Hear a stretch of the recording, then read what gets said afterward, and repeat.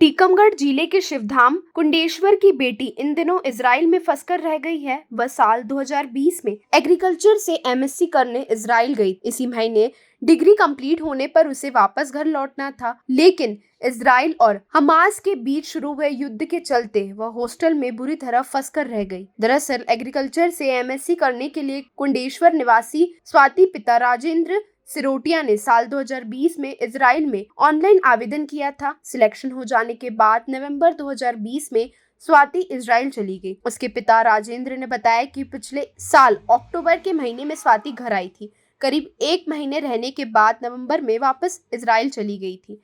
इस महीने इसकी डिग्री कंप्लीट हो रही है और थीसिस के चलते वह रुक गई थी। इस बीच 7 अक्टूबर को अचानक हमास और इजराइल के बीच युद्ध छिड़ गया, जिसके चलते बेटी स्वाति हॉस्टल में फंसकर रह गई।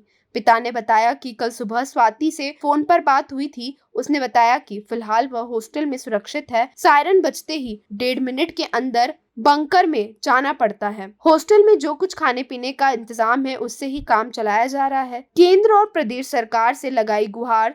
स्वाति के पिता राजेंद्र सिरोटिया ने बेटी को सुरक्षित भारत लाने के लिए केंद्र और प्रदेश सरकार से गुहार लगाई है। उन्होंने इस संबंध में जिला प्रशासन को पत्र सौंपा है। पत्र के माध्यम से उन्होंने प्रधानमंत्री नरेंद्र मोदी और मध्य प्रदेश के मुख्यमंत्री शिवराज सिंह चौहान से बेटी को सुरक्षित घर लाने की अपील।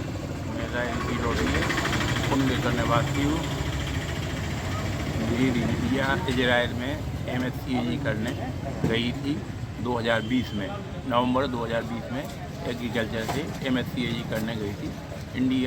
इजराइल गवर्नमेंट से उसका सिलेक्शन हुआ था और नवंबर में गई थी वो। आज अब उसका कंप्लीट हो गया था। इस महीने में उसे वापस आना था। अक्टूबर में आना था। 30 अक्टूबर के पहले वापस आना था, लेकिन वहाँ पे बमबारी हो गई। वहाँ पर लड़ाई चल रही है और लड़ाई के कारण वो हॉस्टल में है, लेकिन वहाँ पे बंकर में फंसी हुई है वहाँ पे। तो इंडिया गवर्नमेंट से मैं यही निवेदन करता हूँ कि मेरी बिटिया वापस घर पे बुलाई जाए। और वो थीसिस कर रही है अभी। थीसिस कंप्लीट होना चाहिए, इसी महीने में उसको आना था, लेकिन अभी वो फंस गई है वहाँ पे। और वहाँ पे बहुत स्थिति बहुत ख़राब हुई है। बच्चे बहुत परेशान हैं, बहुत टेंशन में हैं, अपने दिमाग में बहुत टेंशन लिए हुए हैं। कृपया करके मैं नरेंद्र मोदी से और एमपी गवर्नमेंट से और इंडिया से और सब यही कहूँगा कि मेरी बिटिया को वापस अपने इंडिया वापस बुलाया जाए। आपका आखिरी संपर्क आपकी बिटिया से कब हुआ, किस माध्यम से? मेरा संपर्क कल हुआ था उससे।